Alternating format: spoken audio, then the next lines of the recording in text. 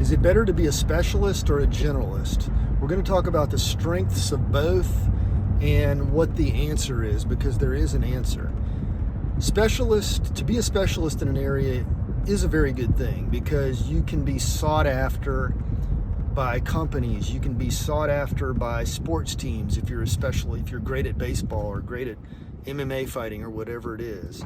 Or if you're a great top tier salesperson and known as being top in your field and specialized in a certain area like technology or anything like that, the medical field, you'll be sought after. So being a specialist definitely has its benefits. Being a generalist, if you're a generalist, then you know a little bit about everything. You're what they call a Renaissance man, so to speak. The strengths and the benefits of being a generalist is that you'll be usually probably a great conversationalist. You will always have ideas flowing through your head. You'll be that person that somebody makes a reference to something and then you'll think of a movie or a song where there's a line from that movie or song that talks about that and you can bring it up. You're a more entertaining conversationalist. You're more knowledgeable. If you're in business, you know more things that can be done. If you're an investor, you're not just stuck in one investment realm. You know about real estate and the financial markets and the stock markets. You know about maybe Bitcoin and crypto. You know how to borrow money and leverage money intelligently.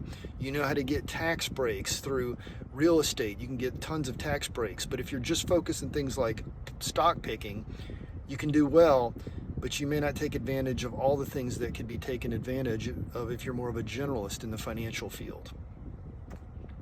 I think it's better in general, no pun intended, to be a generalist. And the reason is because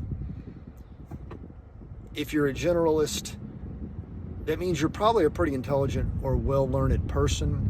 And typically generalists are very good at picking up on new skills. Like one of the most important skills you can have is to quickly learn a new skill and be able to be adept at it and good at it.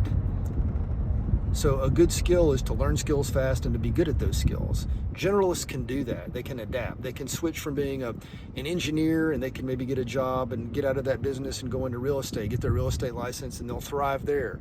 And then they get out of that and maybe they go into the investment business and start an investment advisory practice and thrive there. If you can be one of those specialists that is one in a million, like a Steve Jobs or a Michael Jordan or a Mike Tyson, that's one thing. But in general, try to be a generalist, learn as much as possible. Both if possible.